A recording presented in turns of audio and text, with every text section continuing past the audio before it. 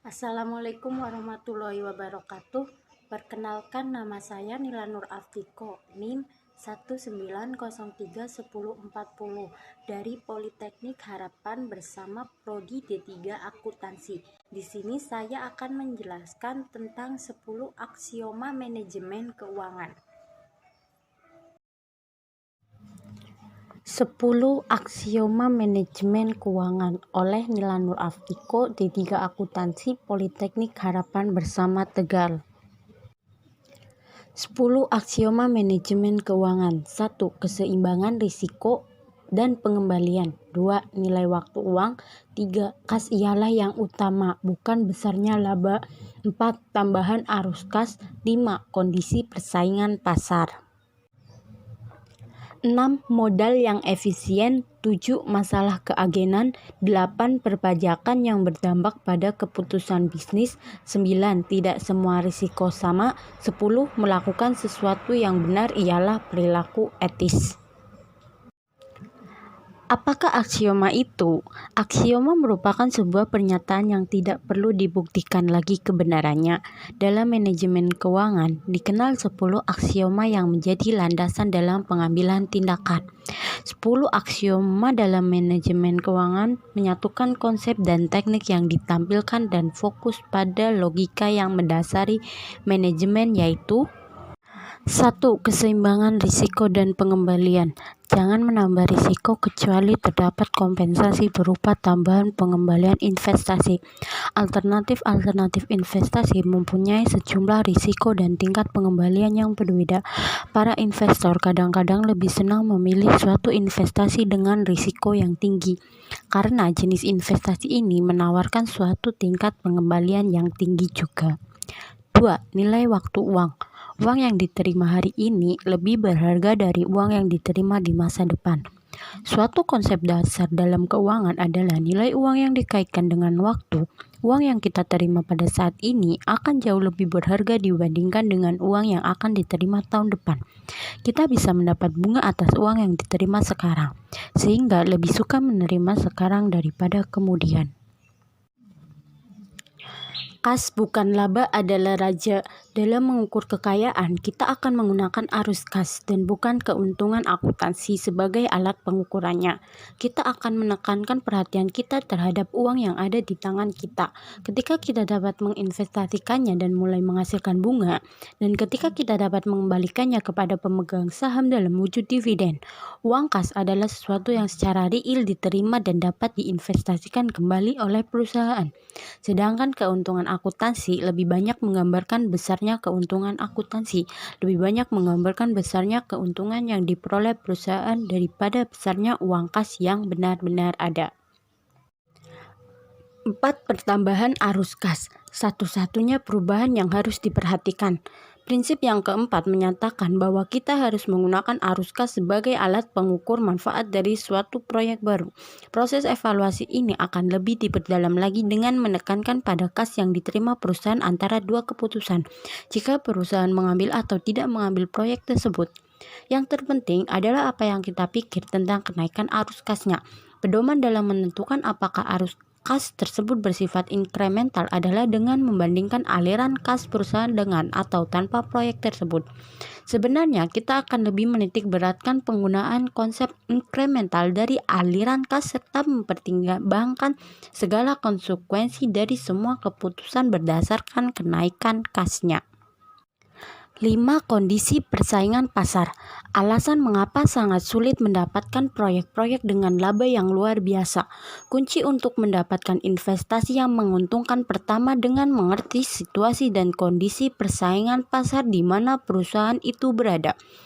Kemudian, falsafah perusahaan harus diarahkan pada penciptaan dan pemanfaatan dan ketidaksempurnaan kondisi pasar yang ada.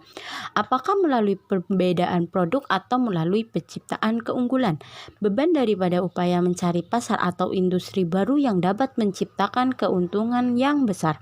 Industri dengan tingkat persaingan sempurna tidak akan bertahan lama. Pemahaman akan hal ini memungkinkan kita mencari produk yang baik dan mengukur arus kas proyek dengan tepat. 6. Pasar modal yang efisien. Pasar yang bergerak cepat dengan harga tepat. Implikasi dari pasar efisien adalah pertama, harga yang sudah tepat. Harga saham mencerminkan semua informasi yang ada di masyarakat sehubungan dengan nilai perusahaan. Ini berarti kita bisa menerapkan tujuan kita untuk memaksimalkan kekayaan para pemegang saham dengan memusatkan semua efek dari keputusan kita pada harga saham dengan kondisi lain diasumsikan tetap. Kedua, manipulasi pendapatan melalui perubahan sistem akuntansi tidak akan mengubah harga saham. Pemecahan saham serta perubahan lain dalam metode akuntansi yang tidak mempengaruhi arus kas tidak akan tercermin dalam harga saham. Harga pasar mencerminkan aliran kas yang diharapkan mungkin terjadi bagi pemegang saham. Dengan demikian, perhatian kita pada arus kas sebagai alat mengukur manfaat keuntungan proyek merupakan hal yang tepat dan beralasan. Masalah keagenan. Manajer tidak akan bekerja bagi pemilik perusahaan jika tidak selaras dengan kepentingan mereka. Walaupun tujuan perusahaan adalah memaksimalkan kekayaan pemegang saham, kenyataannya masalah keagenan dapat terjadi pada saat tujuan diimplementasikan. Masalah keagenan terjadi akibat pemisahan tugas manajemen perusahaan dengan para pemegang saham.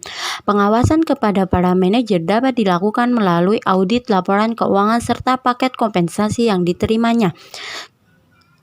Kepentingan para manajer dapat diselaraskan dengan kepentingan para pemegang saham. Dengan kata lain, apa yang terbaik bagi para pemegang saham juga harus terbaik bagi para manajer. Jika tidak, maka manajer akan mengambil keputusan hanya berdasarkan kepentingan mereka semata tanpa mempedulikan kekayaan para pemegang saham. Pembiasan keputusan bisnis karena perpajakan. Dalam mengevaluasi suatu proyek baru, maka dapat dilihat bahwa pajak penghasilan mempunyai peranan yang cukup berarti. Pada saat perusahaan menganalisis pembelian suatu proyek atau peralatan, besarnya pengembalian investasi harus dihitung berdasarkan nilai bersih sesudah pajak. Jika tidak, berarti perusahaan telah mengevaluasi tambahan arus kas masuk yang tidak semestinya.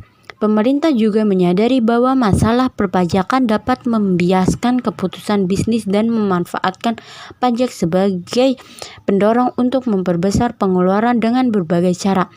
Jika pemerintah ingin menciptakan iklim investasi yang dapat mendorong timbulnya proyek penelitian dan pengembangan, mungkin pemerintah akan menawarkan kredit pajak investasi untuk proyek-proyek tersebut yang akan mengurangi pajak yang ada gilirannya meningkatkan arus kas setelah pajak sehingga mengubah proyek penelitian dan pengembangan yang rugi menjadi menguntungkan.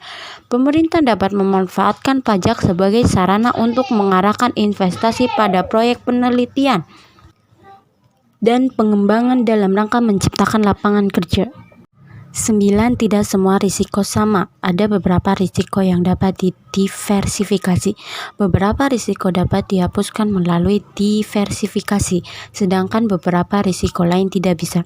Diversifikasi dapat mengurangi risiko, sehingga mengukur besarnya risiko dari suatu proyek tersebut secara individu atau mengukur itu berdiri sendiri atau bersama-sama dengan proyek lain yang akan diterima oleh perusahaan. 10. Melakukan sesuatu yang benar adalah perilaku etis, dan ada banyak dilema etika dalam manajemen keuangan. Berbicara tentang etika, pada dasarnya berbicara tentang tanggung jawab sosial. Secara umum, tanggung jawab sosial perusahaan mengabarkan kewajiban perusahaan kepada masyarakat sekitar selain kepada pemegang saham. Hal ini memperjelas bahwa perusahaan bertanggung jawab kepada konstitusi yang lebih luas dari sekedar kepada masyarakat sekitar selain kepada pemegang saham dan perusahaan itu sendiri. Sekian materi dari saya, kurang lebihnya saya mohon maaf. Terima kasih. Wassalamualaikum warahmatullahi wabarakatuh.